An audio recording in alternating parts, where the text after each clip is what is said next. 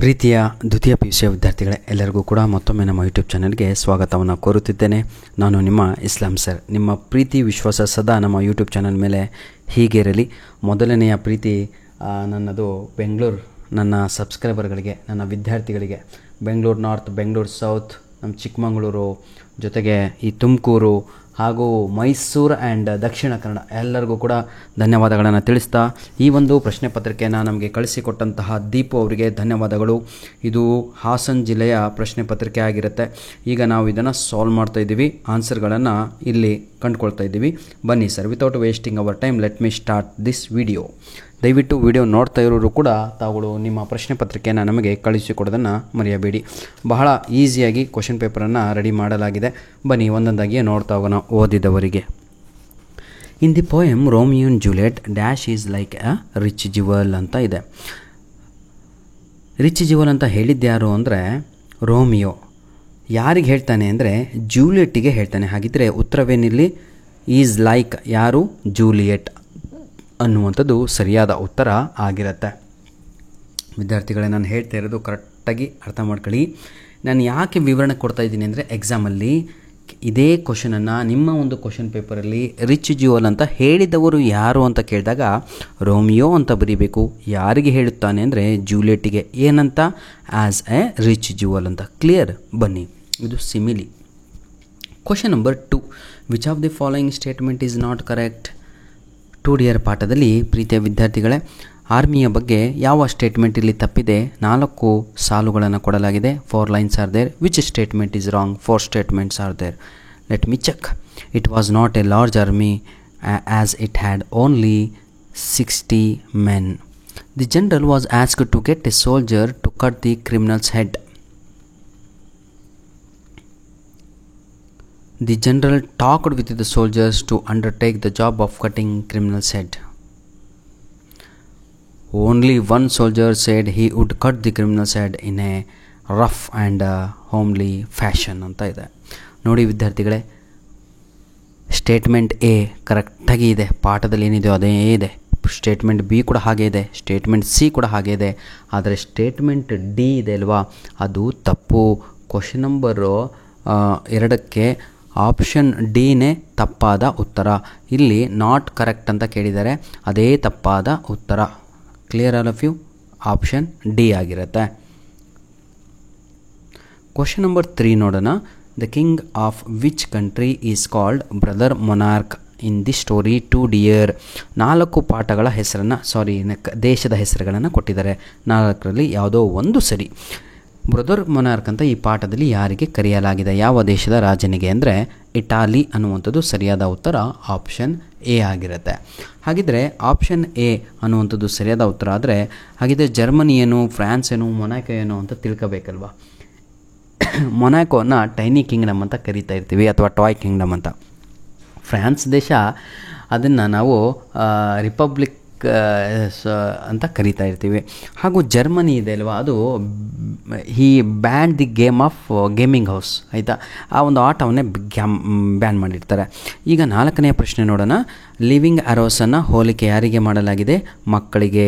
ವಿದ್ಯಾರ್ಥಿಗಳೇ, ನಾನು ಕೊಟ್ಟಂತಹ ಪ್ರಶ್ನೆ ಕ್ವಶನ್ ನಂಬರ್ 1 ಇವರಿಗೆ, ಹಾಸನ್ ಅವರಿಗೆ ಬಂದಿದೆ. ನಾನು ಪ್ರಿಪೇರ್ ಮಾಡಿ ಅಪ್ಲೋಡ್ ಮಾಡಿದಂಥ ಕ್ವಶನ್ ಪೇಪರು 30ಕ್ಕೆ ಹೋಗಿದೆ. ಅಂದರೆ 30,000 ಜನ ನೋಡಿದ್ದೀರಾ. ಆ 30,000 ಜನರಲ್ಲಿ ನೀವು ಕೂಡ ಆಗಿದ್ದರೆ ನೋಡಿ, ನಾನು ಕ್ವಶನ್ 1 ಇದೆಯಲ್ವ, ಅದು ನಾನು ಅಪ್ಲೋಡ್ ಮಾಡಿದ್ದು. ಕ್ವಶನ್ ನಂಬರ್ 4 ಇದೆಯಲ್ವ, ಅದು ಕೂಡ ನಾನು ಹೇಳಿದ್ದೆ ನಿಮಗೆ, ಇದು 2 ಮಾರ್ಕ್ಸಿಗೆ ಬರುತ್ತೆ ಕಣ್ರಿ, ಭಾಳ ಇಂಪಾರ್ಟೆಂಟು ಅಂತ. ಆದರೆ ಇಲ್ಲಿ 1 ಅಂಕಕ್ಕೆ ಕೇಳಲಾಗಿದೆ. ಬನ್ನಿ, ನೋ ಪ್ರಾಬ್ಲಮ್. ಲಿವಿಂಗ್ ಆರೋಸ್ ಅಂತ ಹೇಳಿದರೆ ಮಕ್ಕಳು, ಬಾಸ್ ಅಂತ ಹೇಳಿದರೆ ತಂದೆ ತಾಯಿಗಳು, ಆರ್ಚರ್ ಅಂದರೆ ದೇವರು. ಹಾಗಿದ್ದರೆ ಸರಿಯಾದ ಉತ್ತರ ಬಂದು ಯಾವುದು ಅಂತ ನೀವೇ ಕಮೆಂಟ್ ಮಾಡ್ಬೋದಲ್ವ. ಈಗ ಲಿವಿಂಗ್ ಆರೋಸ್ ಅಂದರೆ ಚಿಲ್ಡ್ರನ್, ಬಾಸ್ ಅಂತ ಹೇಳಿದರೆ ಪೇರೆಂಟ್, ಆರ್ಚರ್ ಅಂದರೆ ದಿ ಗಾಡ್. ಸರಿಯಾಗಿ ಇದೆ. ಇದೇ ರೀತಿಯಾಗಿ ಬೆಂಗಳೂರು ಕ್ವಶನ್ ಪೇಪರಲ್ಲೂ ಹೀಗೆ ಇತ್ತು. ಈಗಾಗಲೇ ನಾನು ಬೆಂಗಳೂರು ನಾರ್ತ್ ಕ್ವಶನ್ ಪೇಪರನ್ನು ಕೂಡ ಸಾಲ್ವ್ ಮಾಡಿ ಅಪ್ಲೋಡ್ ಮಾಡಿದ್ದೇನೆ. ಬೆಂಗಳೂರು ಸೌತ್ ಕೂಡ ಸಾಲ್ವ್ ಆಗಿದೆ. ದಾವಣಗೆರೆ ಜಿಲ್ಲೆಯ ಕ್ವಶನ್ ಪೇಪರ್ ಕೂಡ ಸಾಲ್ವ್ ಮಾಡಿದ್ದೇನೆ. ಈಗ ಇದು ನಮ್ಮ ಹಾಸನ ಜಿಲ್ಲೆಯ ಪ್ರಶ್ನೆ ಪತ್ರಿಕೆಯನ್ನು ಸಾಲ್ವ್ ಮಾಡ್ತಾಯಿದ್ದೀನಿ. ವಂದನ ಶಿವ ಸ್ಟಾರ್ಟೆಡ್ ಡ್ಯಾಶ್ ಮೂಮೆಂಟ್ ಅಂತ ಇದೆ. ಬಹಳ ಈಸಿ ಕಣ್ರಿ, ಚಿಪ್ಕೋ ಮೂಮೆಂಟ್. ಹೌದಾ? ನವಧನ್ಯ ಮೂಮೆಂಟ್ ಸ್ಟಾರ್ಟ್ ಮಾಡಿದ್ದವಳು, ಆಯಿತಾ? ಇಷ್ಟು ನೆನ್ಪಿಟ್ಕೊಳ್ಳಿ. ಯಾಕೆ ಗೊತ್ತಾ? ಚಿಪ್ಕೋ ಮೂಮೆಂಟು ಯಾರು ಮಾಡಿದ್ದು? ಸುಂದರ್ಲಾಲ್ ಬಹುಗುಣ ಮಾಡಿದ್ದು, ಆಯಿತಾ. ಇಷ್ಟು ಸ್ವಲ್ಪ ಗೊತ್ತಿರಬೇಕು ನಿಮಗೆ. ನವೋಧನ್ಯ ಮೂಮೆಂಟನ್ನು ಸ್ಟಾರ್ಟ್ ಮಾಡ್ತಾಳೆ. ಕ್ವಶನ್ ನಂಬರ್ 6 ನೋಡಿ, ಇದು ಎಲ್ಲ ನೆನ್ನೆ ತಾನೇ ಅಪ್ಲೋಡ್ ಮಾಡಿದ್ದೆ ಕಣ್ರೋ. ಏನು ಗೊತ್ತಾ, ಬೆಂಗಳೂರು ನಾರ್ತ್ ಪೇಪರಲ್ಲಿ ಇದೇ ಕ್ವಶನು. ತೇರಾ ಅನುಲಿಸ್ ಎಂಟಿ ಲ್ಯಾಂಡ್, ತೇರಾ ಮ್ಯಾದ್ರೆ ಏನು ಅಂತ ಕೇಳಿದ್ದಾರೆ. ತೇರಾ ಮ್ಯಾದ್ರೆ ಅಂತ ಹೇಳಿದರೆ ಮದರ್ ಅರ್ಥ ಅಂತ. ಹೆಂಗೆ ಸರ್ ನೆನ್ಪಿಟ್ಕೊಳ್ಳೋದು? ಮ್ಯಾದ್ರೆ ಎಂ ಮದರ್ ಮ್ಯಾದ್ರೆ, ಆಯಿತಾ. ಈ ರೀತಿಯಾಗಿ ಕ್ವಶನ್ ನಂಬರ್ 7 ಯಾರಿಗೆ ಬರಲು ದಯವಿಟ್ಟು ಈ ವಿಡಿಯೋದ ಡಿಸ್ಕ್ರಿಪ್ಷನ್ ಬಾಕ್ಸಲ್ಲಿ ಗ್ರಾಮರಿನ ಲಿಂಕನ್ನು ಕೊಟ್ಟಿರ್ತೇನೆ. ಅದನ್ನು ಈ ವಿಡಿಯೋ ನೋಡಾದ ಮೇಲೆ ಕ್ಲಿಕ್ ಮಾಡಿಕೊಂಡು ಕಲೀರಿ. A crime was reported to the prince of Monaco. The prince dash amaze ಅಂತ ಇದೆ. ಇದಕ್ಕೆ ಸರಿಯಾದ ಉತ್ತರ ವಾಸ್ ಅಮೇಜ್ಡ್ ಅಂತ ಬರಿಬೇಕು. ಯಾಕೆ ಸರ್ ಅಂದರೆ ದ ಪ್ರಿನ್ಸ್ ಅನ್ನುವಂಥದ್ದು ಸಿಂಗ್ಯುಲರು, ಅಮೇಜ್ಗೆ V3 ಫಾರಮ್ಮು ಅಮೇಜ್ಡ್ ಅಂತಲೇ ಸರಿಯಾದ ಉತ್ತರ. ಎ ಮರ್ಡರ್ ಡ್ಯಾಶ್ ಕಮಿಟ್ ಅಂತ ಇದೆ. ಈಗ ಇದನ್ನು ನೀವೇ ಹಾಕ್ತೀರಾ? ಸೇಮ್ ಕ್ವಶನ್ನು ಕಣ್ರಿ. ನಾನು ತಮಾಷೆ ಮಾಡ್ತಾಯಿಲ್ಲಪ್ಪ, ಹೋಗಿಬಿಟ್ಟು ಸ್ವಲ್ಪ ತೆಗೆದು ಇದೇ ಕ್ವಶನ್ನು ನಾನು ಕೊಟ್ಟಿದ್ದು ನನ್ನ ಮಕ್ಕಳಿಗೂ ಇದೇ ಕ್ವಶನ್ನು, ನಿಮಗೂ ಕೂಡ ಇದೇ ಕ್ವಶನ್ ಬಂದಿದೆ. ಅಂದರೆ ಸ್ವಲ್ಪ ಅರ್ಥ ಮಾಡ್ಕೊಳ್ಳಿ ನಾನು ಹೇಳುವಂಥದ್ದು, ಆಯಿತಾ. ಪೇಪರ್ ಲೀಕ್ ಅಂತ ಮಾತ್ರ ಹೇಳ್ಬೇಡ್ರಪ್ಪ. The ministers dash summon to discuss the matter ಅಂತ ಇದೆ. ಇದಕ್ಕೆ ಸರಿಯಾದ ಉತ್ತರ, ನಾನು ನನ್ನ ಮಕ್ಕಳಿಗೆ ಇದೇ ಪ್ರಶ್ನೆಯನ್ನು ಕೊಟ್ಟಿದ್ದೆ. ಬಹಳ ಜನ ತಪ್ಪಾಗಿ ಉತ್ತರವನ್ನು ಬರೆದಿದ್ರು. ವಾಸ್ ಸಮನ್ಡ್ ಅದು ರಾಂಗ್ ಆನ್ಸರ್. ಹಾಗಿದ್ರೆ ಸರಿಯಾದ ಉತ್ತರವನ್ನು ನನಗೆ ಕಮೆಂಟ್ ಮುಖಾಂತರ ತಿಳಿಸಿ. ಯಾಕಂದರೆ ದಿ ಮಿನಿಸ್ಟರ್ಸ್ ಇದು ಬಹುವಚನ, plural form. Clear my dear? ಬನ್ನಿ ಈಗ ಒಂದು ಪ್ಯಾರಾಗ್ರಾಫನ್ನು ನೋಡೋಣ. Read the following paragraph and match the pronouns inside A with the noun B ಅಂತ ಇದೆ. Young Darwin had a passion for collecting the insects and he used to do the experiments with them. ಯಾರ ಜೊತೆ? ಇನ್ಸೆಕ್ಟ್ಸ್ಗಳ ಜೊತೆ. ಹಾಗಿದ್ರೆ ಸರಿಯಾದ ಉತ್ತರವೇನು? Them, with them. ನೋಡಿ, them ಅಂದರೆ ಇನ್ಸೆಕ್ಟ್ಸ್ ಅಂತ ಬರಬೇಕು. ಇದೆಯಾ? ಇದೆ. ಅದೇ ಸರಿಯಾದ ಉತ್ತರ ದೆಮ್ಮಿಗೆ, ಆಯಿತಾ. ನೆಕ್ಸ್ಟು ಹೀ ಅಂದರೆ ಯಾರು? ಡಾರ್ವಿನ್, ಚಾರ್ಲ್ಸ್ ಡಾರ್ವಿನ್, ಹೌದಲ್ವಾ. ಯಂಗ್ ಡಾರ್ವಿನ್ ಅಂತ ಇದೆಯಾ? ಇದೆ. 4ನೇದು ಉತ್ತರ ಹೀ ಅಂದರೆ, ಆಯಿತಾ. ಈ ರೀತಿಯಾಗಿ, ಆಯಿತಾ. Joined ಎಡನ್ಬರ್ಗ್ university. ವೇರ್ ಅಂದ್ರೇ ಎಡನ್ಬರ್ಗ್ ಯೂನಿವರ್ಸಿಟಿ. ಈ ರೀತಿಯಾಗಿ ಬರೆಯುವಂಥದ್ದು. Next answer my dear children, it ಅಂತ ಇದೆ. ಇಟ್ ಅಂತ ಹೇಳಿದರೆ ಅನಾಟೋಮಿ ಅಂತ. ಲಾಸ್ಟ್ ಒಂದು ದೇ ಅಂದರೆ ಯಾವುದು ಅಂತ ಕೇಳಿದರೆ ಸರ್ಜಿಕಲ್ ಆಪ್ರೇಷನ್ಸ್ ಅಂತ. ಇದನ್ನು ಓದ್ಕೊತೀರ ನೀವು, ಯಾಕಂದರೆ ವಿಡಿಯೋ ಸ್ಕಿಪ್ ಮಾಡಿಬಿಡ್ತೀರ, ಲೆಂತಿ ಆಗುತ್ತೆ ಅಂತ. ಈಗ ಪಾರ್ಟ್ ಬಿನಲ್ಲಿ ನಾನು ಕೊಟ್ಟಂಥ ಪ್ರಶ್ನೆಗಳು ಬಂದಿದ್ವಾ ಅಥವಾ ಬಂದಿಲ್ವೋ? ಯಾಕಂದರೆ ನೀವು ಮುಂದೆ ಎಕ್ಸಾಮ್ ಬರೆಯೋರಲ್ವಾ. ಬಹಳ ಜನ ಧಾರವಾಡದಲ್ಲಿ, ನಮ್ಮ ಹಾಸನಲ್ಲಿ, ಹಾಗೂ ಇನ್ನೂ ಬಹಳ ಕಡೆ, ಬಾಗಲಕೋಟು, ಐ ಥಿಂಕ್ ಮುಗಿದಿರ್ಬೇಕು ಬಾಗಲಕೋಟು. ಬನ್ನಿ. Mention any 2 images of which the Romeo compares. ನೋಡ್ರೋ, ಕ್ವಶನ್ ನಂಬರ್ 1 MCQC ಆನ್ಸರ್ ಇದಕ್ಕೆ. ಹ್ಞೂನ್ರೋ, ಓದಿದ್ದವನಿಗೆ ಗೊತ್ತು, ಕಾಪಿ ಮಾಡಿ ಬರೆದಿಟ್ಟು ಬರ್ತಾನೆ. ನೋಡಿ, 9th ಕ್ವಶನ್ಗೆ first answer as a rich jewel ಅಂತ. Second answer as a snowy dove ಅಂತ. Clear all of you? ಇವೆರಡು ಆನ್ಸರನ್ನ ಬರೆದ್ರೆ ಸಾಕು. Next, name any 2 commodities that were taxed in Monaco ಅಂತ ಇದೆ. ಇದು ನನ್ನದೇ ಕ್ವಶನ್, ಇದು 100% ಬರುತ್ತೆ ಅಂತ ಹೇಳಿದಂಥ ಕ್ವಶನ್ ನಾನೇ ಇದು. ನಿಮಗೆ ಡೌಟ್ ಇದ್ದರೆ ಆಗಸ್ಟ್ 1ನೇ ತಾರೀಕು ಅಥವಾ 2ನೇ ತಾರೀಕು ನಾನು important questions for unit test 1 ಅಂತ ಹೇಳಿಬಿಟ್ಟು ಒಂದು ಇಂಪಾರ್ಟೆಂಟ್ ವಿಡಿಯೋ ಮಾಡಿದ್ದೆ ಸೆಕೆಂಡ್ ಇಯರ್ PUC ವಿದ್ಯಾರ್ಥಿಗಳಿಗೆ ಇಂಗ್ಲೀಷ್. ಅದರಲ್ಲಿದೆ ಇದು, ನೋಡ್ಕೊಳ್ಳಿ. ಮೆನ್ಷನ್ ಎನಿ 2 ಕಾಮೋಡಿಟೀಸ್ ಅಂತ ಇದೆ that were taxed in Monaco ಅಂತ. ಅದು 3 ಇದ್ದಾವೆ, 3ರಲ್ಲಿ 2 ಬರೆದ್ರೆ ಸಾಕು. ಒಂದು ಪೋಲ್ ಟ್ಯಾಕ್ಸು, ಒಂದು ವೈನ್, WINE ವೈನ್, ಇನ್ನೊಂದು ಹೇಳಿ ನೋಡುವ. ನೀವು ಎಲ್ಲಿವರೆಗೂ ಕಲಿಯಲ್ವೋ ಜೀವನದಲ್ಲಿ ಉದ್ಧಾರ ಆಗಲ್ಲ. ನೋಡಿ, ಪೋಲ್ ಟ್ಯಾಕ್ಸ್, ವೈನ್, ಸ್ಪಿರಿಟ್, ಇನ್ನೊಂದು ಕಮೆಂಟ್ ಮುಖಾಂತರ ತಿಳಿಸಿ. ಯಾವುದಾದ್ರೂ 2 ಬರೆದ್ರೆ ಸಾಕು. Question number 11, what did Vandana Shiva learn from Chipko movement ಅಂತ ಇದೆ. ಇದು ಲಾಸ್ಟ್ ಇಯರು 2024 ಮಾರ್ಚ್ ತಿಂಗಳಲ್ಲಿ ಬಂದಂತಹ annual exam question paper exam 1ನಲ್ಲಿ ಬಂದಂಥ ಪ್ರಶ್ನೆ. What did Vandana Shiva learn from Chipko ಮೂಮೆಂಟಿಂದ ಏನು ಕರೀತಾಳೆ ಅಂತ ಹೇಳಿದರೆ ಬಯೋಡೈವರ್ಸಿಟಿ ಆ್ಯಂಡ್ ಎಕನಾಮಿಕ್ ಬೇಸ್ಡ್ ಫಾರ್ಮಿಂಗನ್ನು ಕರೀತಾಳೆ. ಎಕನಾಮೀಸ್ ಅಂತ, ಬೇಸ್ಡ್ ಎಕನಾಮಿಕ್ಸ್ ಅಂತ. ಮೀಸ್ ಮಿಕ್ಕಲ್ಲ, ಆಯಿತಾ. ನಿಮ್ಮ ಇದರಲ್ಲಿದೆ. ನೆಕ್ಸ್ಟು, ಇದು ನಾನು ಕೊಟ್ಟಿರಲಿಲ್ಲ, ಆದರೆ ಇವೆರಡು ಕೊಟ್ಟಿದ್ದೆ, ಆಯಿತಾ. Question number 9, 10. ಬನ್ನಿ. Answer any 2 of the following. ನಾನು ಕೊಟ್ಟಂಥ 3 ಅಂಕದ ಪ್ರಶ್ನೆಗಳು ಬಂದಿದ್ದಾವ ನೋಡಿ ವಿದ್ಯಾರ್ಥಿಗಳೇ.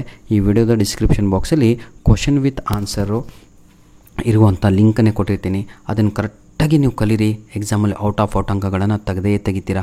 ಮಕ್ಕಳು ತೆಗೆದಿದ್ದಾರೆ ಕಣ್ರಿ. ಆ ಒಂದು ಭರವಸೆ ಮೇಲೆ ನಿಮ್ಗೆ ಹೇಳುತ್ತಿರುವಂಥದ್ದು. ಯಾರು ಕೂಡ ಫೇಲ್ ಆಗಲ್ಲ, ಆಯಿತಾ.